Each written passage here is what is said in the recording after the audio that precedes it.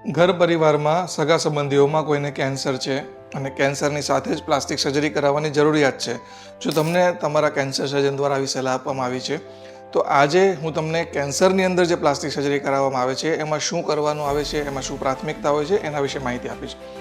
નમસ્કાર મિત્રો, હું છું doctor Nilesh Kachhadiya, MCH plastic સર્જન.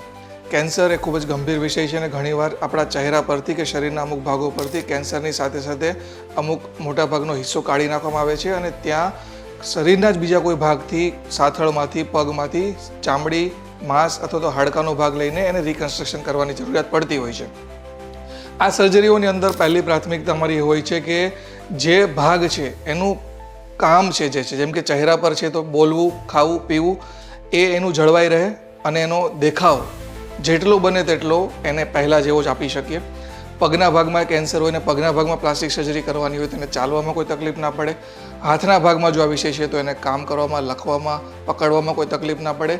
ટૂંકમાં કેન્સરની અંદર કરવામાં આવતી પ્લાસ્ટિક સર્જરીનો મુખ્ય ઉદ્દેશ એ હોય છે કે એમને વ્યક્તિને કે દર્દીને પહેલાં જેવો નોર્મલ બનાવી શકાય.